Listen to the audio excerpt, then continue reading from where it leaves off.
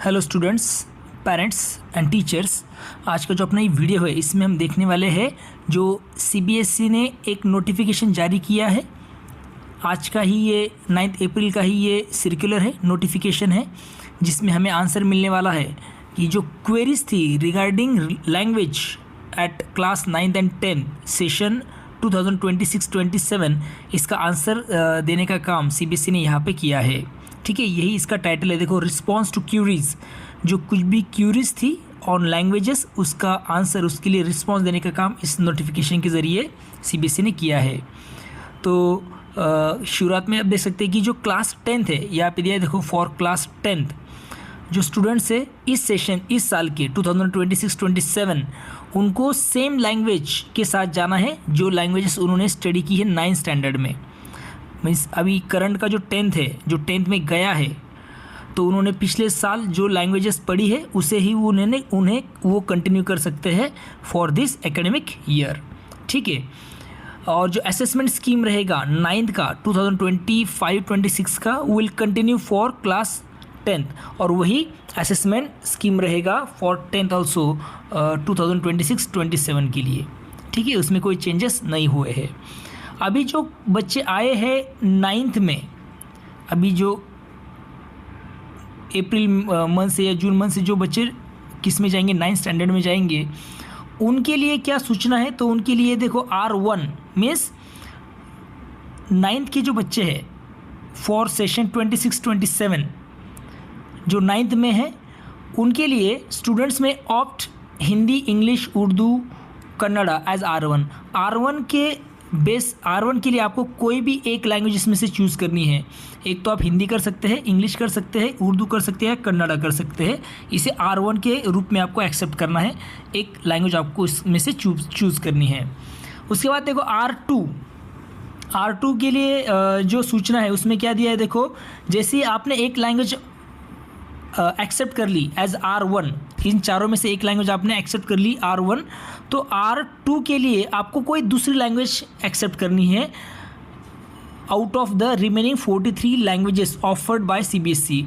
बाकी की जो अभी ये 4 लैंग्वेज छोड़ दीजिए, कौन सी, हिंदी, इंग्लिश, उर्दू और कन्नड़ा, इसके अलावा जो कुछ 43 लैंग्वेजेस बची है उसमें से आपको एक लैंग्वेज चूज़ करनी है। मगर याद रखना है, जो लैंग्वेज आपने R1 के लिए चूज़ की है वही लैंग्वेज आप R2 के लिए चूज़ नहीं कर सकते हैं। इसके लिए आपके सामने टेबल नंबर 7 दिया है। तो सबसे पहले टेबल नंबर 7 क्या है वो मैं आपको बताता हूँ, फिर आपको ये अच्छे से समझ में आ जाएगा। देखो, ये है टेबल नंबर 7, जिसमें आप देख सकते हैं कि जैसे मैंने आपको बताया, ये जो इंग्लिश, हिंदी और उर्दू, इसमें से कोई भी एक लैंग्वेज आपको चूज़ करनी है। बाकी जो बची हुई लैंग्वेजेस इसमें से, जैसे कि पंजाबी, बंगाली, तमिल, ओके, तेलुगु, तेलंगाना, ऐसे 2 है, इसमें से एक चूज़ कर सकते हैं आप। सिंधी, मराठी, गुजराती, मणिपुरी, मलयालम, ओडिया, आसमीज़, कन्नड़ा में भी R1 R2 ऑप्शन है आपके पास, कोई भी एक ही आप चूज़ कर सकते हैं R1 या फिर R2 के लिए। ओके, बाकी जो बची लैंग्वेजेस है जैसे कि Arabic, Tibetan, French, German, Russian, Persian, Nepali, Limbu, Lepcha, Bhoti, Bodo, Kok, Borok, okay, Tangkhul, Japanese, Bhutia, Spanish, Kashmiri, Mizo भाषा, Melayu, Sanskrit, Rai, Gurung, Tamang, Sherpa, Thai, Dogri, Konkani, Maithili, okay, Santhali, इसमें से कोई भी आपको क्या करनी, एक लैंग्वेज चूज़ करनी है। ये जो 43 लैंग्वेज बची है उसमें से। ओके, तो आगे बढ़ते हैं, अभी आगे का जो पॉइंट है उसकी तरफ। आई होप आपको समझ में आ गया होगा कि R2 के लिए आपको उन 34 लैंग्वेज में से कोई भी एक लैंग्वेज आपको चूज़ करनी है। Condition very clear, the same language can not be opted as R1 and R2। एक ही लैंग्वेज, सेम लैंग्वेज आप R1 R2 के लिए नहीं अपना सकते। अभी आगे वाला जो पॉइंट है वो सबसे इंपॉर्टेंट है R3 के लिए, क्योंकि 3 लैंग्वेज पॉलिसी जो लाई है सीबीएसई ने, तो उसके हिसाब से R3 होनी चाहिए। मगर R3 जो है, 3rd लैंग्वेज, वो कब से एप्लीकेबल रहेगी 9th स्टैंडर्ड के लिए? 2029-2030 से वो एप्लीकेबल रहेगी। अब इस साल आपको वो 6th स्टैंडर्ड से उसका शुरुआत करनी है R3 के लिए। अभी यहाँ पे क्लियरली मेंशन किया है, देखो उन्होंने, कि R3 जो लैंग्वेज है वो कंपलसरी रहेंगी। कब, कहाँ से? 6th स्टैंडर्ड से वो इफेक्ट में आएगी। मीन्स एकेडमिक ईयर 2026-27 को आप क्या कर सकते हैं, 6th स्टैंडर्ड को आप इसे कंपलसरी के रूप में दे सकते हैं R3 language, not for the class 9th। Understand? तो आपको ये क्लियर हो गया है कि जो 9th स्टैंडर्ड है उसके लिए थर्ड लैंग्वेज जो है R3 वो कब शुरू होगा, तो 2029-2030 से शुरू होगा। फिर भी अभी यहाँ पे क्या दिया है देखो, ऑप्शनल जो थर्ड लैंग्वेज है at R1 R2 level in class 9 may also be taken from table number 7 till the session 2028-29 2028-29 से आप क्या कर सकते हैं, तो थर्ड लैंग्वेज आप यूज़ कर सकते हैं। इसके लिए भी आपको टेबल नंबर 7 का ही यूज़ करना है, उसके हिसाब से आप थर्ड लैंग्वेज कैरी कर सकते हैं फॉर क्लास 9th। ओके, अभी यहाँ पे आगे दिया है देखो, हिंदी एंड उर्दू के लिए एनसीईआरटी ने 2 बुक्स ऑफर किए हैं। मीन्स R1 और R2 लेवल के 2 बुक्स है। हिंदी के भी 2 बुक रहेंगे R1 R2 के लिए, ठीक है। उर्दू के भी R1 R2 के लिए 2 बुक रहेंगे, मगर आपको चूज़ कोई भी एक ही बुक करना है। अगर आपने सपोज हिंदी के R1 R2 है, अगर आपने हिंदी को R1 के लिए आप एक्सेप्ट किया तो सिर्फ आपको R1 के ही बुक्स परचेस करने और उसकी पढ़ाई करनी और उसका एग्ज़ाम देना है। ओके, तो 2 बुक्स ऑफर है, उसमें से कोई भी एक आपको चूज़ करना है, ये याद रखिए। अभी इंग्लिश की तरफ आते हैं तो इंग्लिश का जो बुक था, कौन से थे अर्लियर पहले की यूज़ करते थे हम, इंग्लिश कम्युनिटी कोर्स यूज़ करते थे, अभी वो डिसकंटिन्यू कर दिया बाय द CBSE। ओके, 2026-27 से इसे डिसकंटिन्यू कर दिया गया है फॉर क्लास 9th। अंडरस्टैंड? अभी 9th के लिए सेपरेट एक ही कोर्स बुक रहेगा, एक ही इंग्लिश का बुक रहेगा, जो है कावेरी नाम का जो बुक है वही आपके लिए कंटिन्यू रहेगा एनसीईआरटी द्वारा। अंडरस्टैंड? इसे ही आप यूज़ कर सकते हैं, can be use for both R1 R2 level. Understand? मगर जो स्टूडेंट्स है जो अभी 10th में है 2026-27 जिन्होंने इंग्लिश कम्युनिकेटिव एक्सेप्ट किया है वो उसे कंटिन्यू रखेंगे, उसमें कोई चेंजेस नहीं है। जो नया 10th है उनको कावेरी बुक ही कंटिन्यू रखना है R1 या फिर R2 लेवल के लिए। बाकी जो इंग्लिश की जो बुक्स है वो डिसकंटिन्यू कर दिए गए हैं। अभी 7th का जो पॉइंट है वो देखो क्या है, फॉर कन्नड़ा। अभी कन्नड़ा के लिए जो SCERT में स्टेट लेवल का जो जैसे NCERT है नेशनल लेवल के लिए, वैसे ही SCERT स्टेट लेवल के लिए होता है हर स्टेट में। तो कन्नड़ा के लिए जो SCERT है उन्होंने जो प्रिपेयर किया है and made available dedicated text book suitable for both R1 R2 level. उन्होंने क्या किया है, तो उनका जो स्टेट बोर्ड है उन्होंने R1 R2 लेवल के लिए टेक्स्ट बुक बनाए 2 अलग अलग कन्नड़ा के लिए। तो याद रखना है कि this unique availability of level appropriate SCERT material enable Kannada to be offer at both R1 R2। तो इसके हिसाब से आप R1 या फिर R2 में से कोई भी एक बुक चूज़ कर सकते हैं फॉर कन्नड़ा लैंग्वेज। ओके, बाकी जो लैंग्वेज हो 1 बुक ही बाकी होके अवेलेबल है। मराठी ले सकते हैं आप, पंजाबी ले सकते हैं, और कोई जो होगा तो उनके लिए एक ही बुक है। बाकी कन्नड़ा के लिए 2 बुक्स बनाए हैं किसने, SCERT ने, उनका जो स्टेट बोर्ड है उन्होंने। तो उसमें से आप एक चूज़ कर सकते हैं, जो कन्नड़ा लैंग्वेज पढ़ रहे हैं वो उनके लिए सूचना है ये।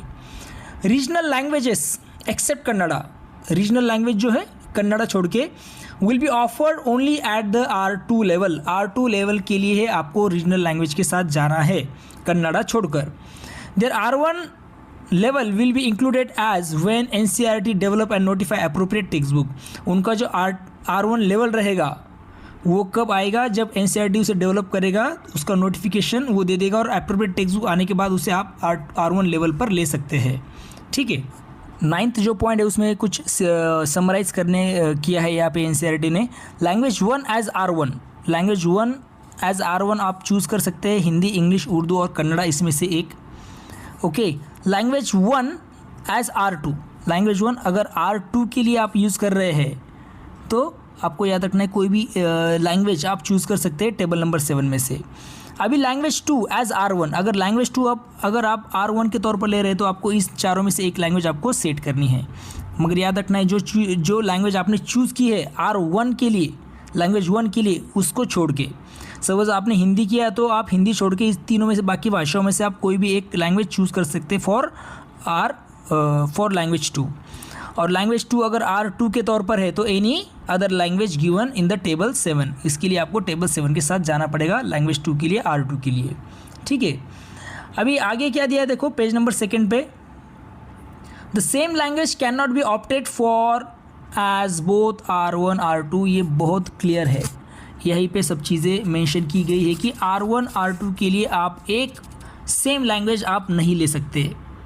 अगर आपने लैंग्वेज 1 ऑप्टेड की है, 1 लेवल, किसी भी एक लेवल के लिए आपने लैंग्वेज 1 रखा है, तो language 2 can opted only at the other level. तो आपको क्या करना है, तो लैंग्वेज 2 को रखना है for other level, different from the 1 opted at language 1 and vice versa. वही सेम चीज़ें रहेगी, जो लैंग्वेज 1 के लिए आपने ऑप्ट किया है वो लैंग्वेज 2 के लिए आप वो सेम लैंग्वेज नहीं ले सकते हैं।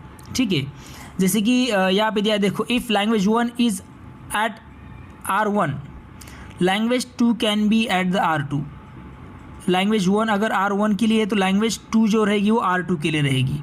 अगर लैंग्वेज 1 इज़ एट R2, अगर लैंग्वेज 1 R2 के लिए है तो लैंग्वेज 2 क्या रहेगी, तो फॉर R1 रहेगी। ओके, ये आपको अच्छे से समझ लेना है।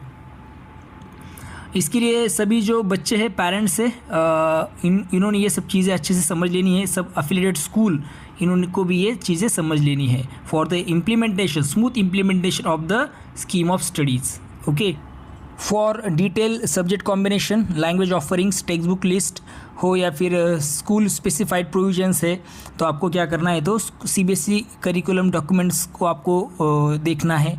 साथ ही साथ आप CBSE की जो वेबसाइट है CBSE academics.nic.in पर जाकर आप सिलेबस आप देख सकते हैं, बुक्स आप देख सकते हैं, करिकुलम देख सकते हैं।